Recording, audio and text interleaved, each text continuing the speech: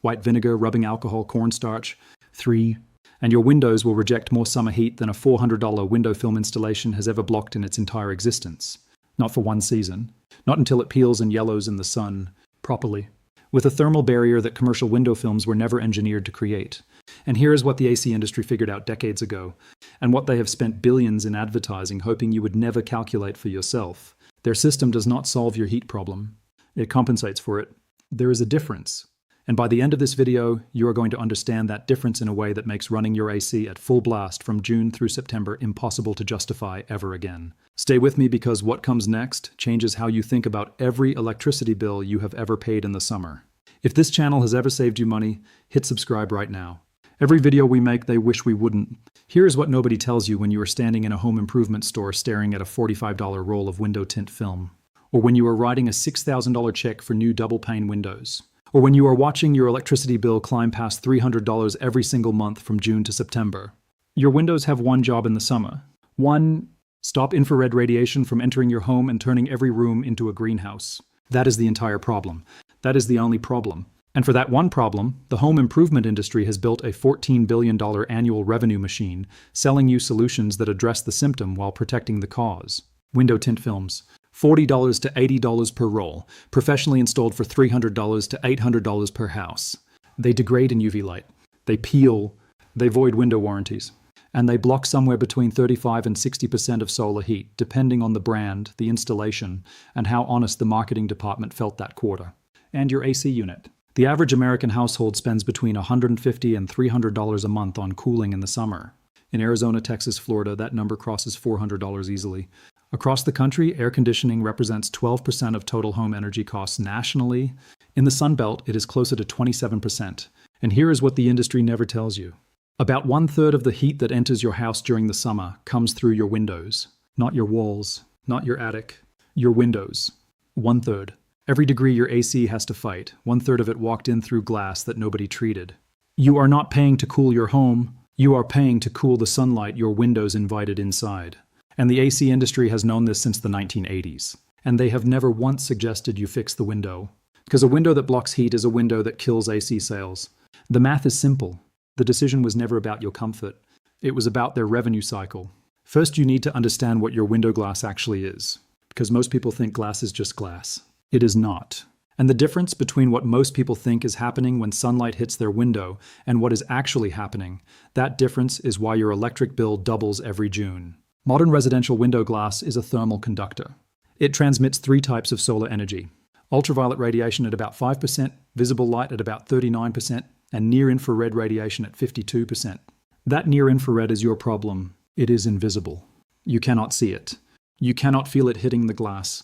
But the moment it passes through, it strikes your furniture, your floors, your walls, and converts into radiant heat. Your room becomes a slow cooker.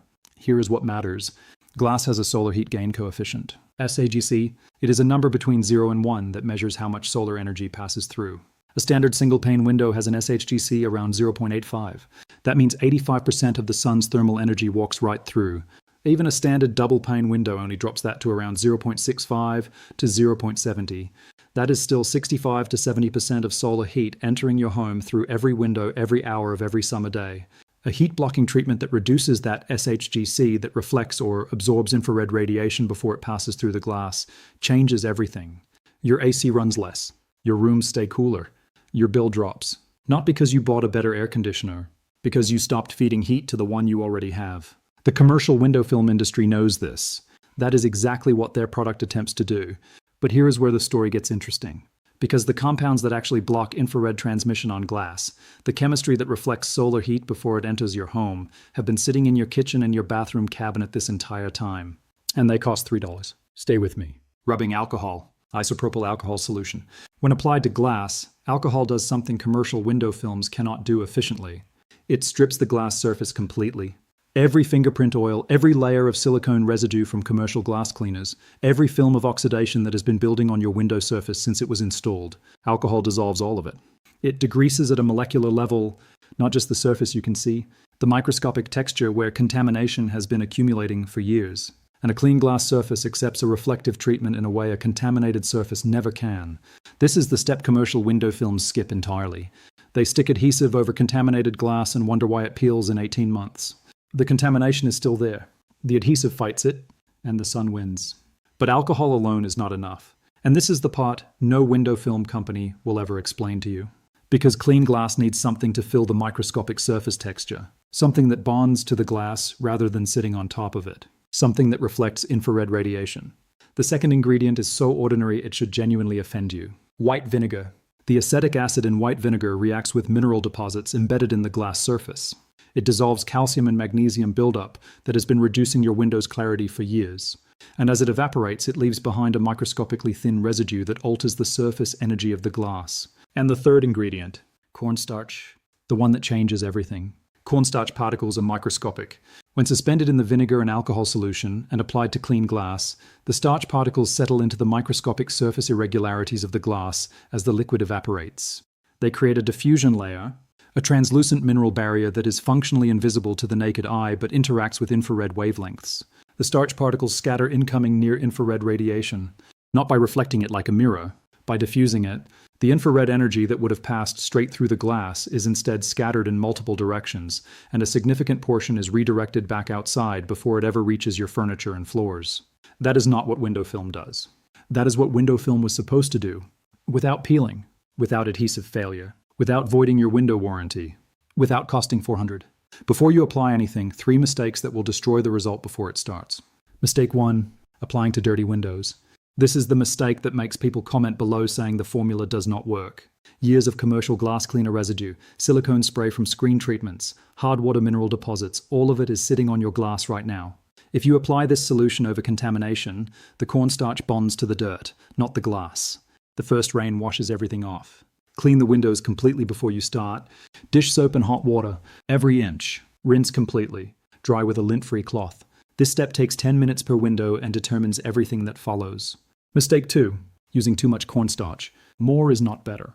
Excess starch creates a visible white haze that scatters not just infrared, but visible light. Your windows look foggy. You lose clarity. The ratio matters. 1 tablespoon of cornstarch per cup of liquid. Not 2 tablespoons. Not a handful. 1. That ratio gives you the right particle density to scatter infrared without affecting visible light transmission. You want heat blocked, not daylight blocked. Mistake 3. Not buffing completely. The alcohol and vinegar need to evaporate fully before the cornstarch layer sets.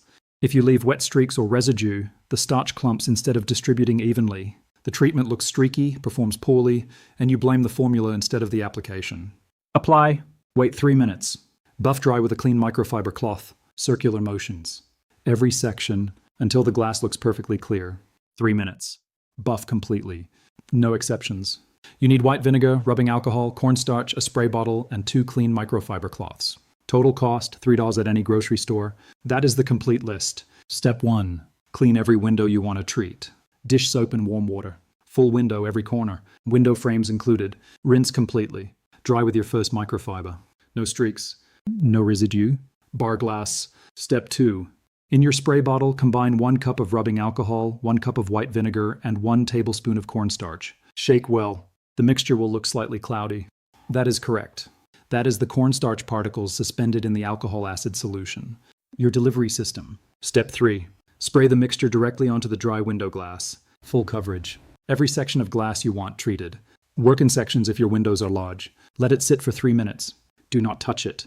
The alcohol is stripping the surface. The vinegar is reacting with mineral deposits. The cornstarch is being carried into the surface texture. Let the chemistry work. Step 4. Buff completely dry with your second clean microfiber. Circular motions. Full coverage. Keep buffing until the glass looks perfectly clear. No haze. No streaks. This is the step most people rush. Do not rush it. The treatment sets as the solvents evaporate. The more completely you buff, the more evenly the starch distributes, the better the infrared scattering. Shake the bottle before every window. The cornstarch settles. If you do not shake, the last window gets all the starch and the first window gets none. What you have just done is something the window film industry charges $300 to $800 to approximate. You have cleaned the glass surface at a chemical level, dissolved embedded mineral contamination, and deposited a microscopic infrared scattering layer directly into the surface texture of the glass. The treatment is not sitting on your window like a sticker. It is part of the glass surface. Rain does not peel it. Sun does not yellow it. It does not void your window warranty because it is not an adhesive film. Heat will hit that window and a measurable portion of the infrared energy will scatter before it enters your room, not because of a $400 film slowly peeling in the sun, because the glass surface itself has been treated to diffuse thermal radiation. That result will last through weeks of summer sun before reapplication is needed. And reapplication takes 5 minutes and costs pennies. Compare that to window film, bubbling after the first summer, peeling at the edges by year 2, replaced entirely by year 3, at $400 each time. Now I want to tell you something about the home cooling industry that their marketing has never once acknowledged. The relationship between window solar heat gain and air conditioning load has been studied and published in building science literature since the 1980s. The Department of Energy has published that windows account for roughly a third of unwanted summer heat gain. The data is not hidden. It is in publicly available building science research. Studies on solar heat gain coefficients, infrared transmission through residential glass, and the energy cost of untreated windows are published in engineering journals that nobody outside the industry reads. The conclusion has been consistent for decades. Treating the window is more cost-effective than upgrading the AC. Reducing solar heat gain at the glass is cheaper, more efficient, and more permanent than compensating for it with larger compressors and higher electricity bills. The AC industry read those studies and kept selling you bigger units.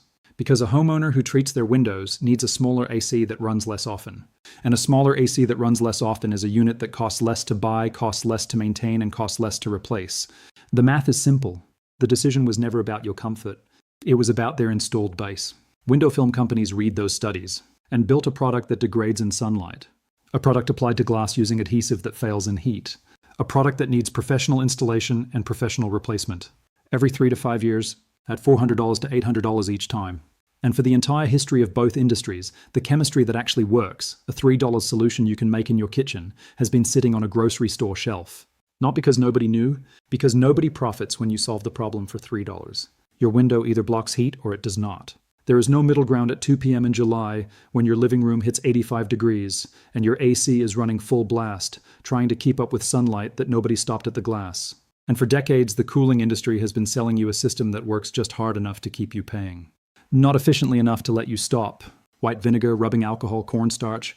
3. That is not a home remedy. That is the chemistry the industry chose not to tell you about, because the solution that actually works does not require a technician, a warranty plan, or a monthly electricity bill that makes your stomach drop. And a problem you solve for $3 is a problem they can never bill you for again. The chemistry does not send an invoice.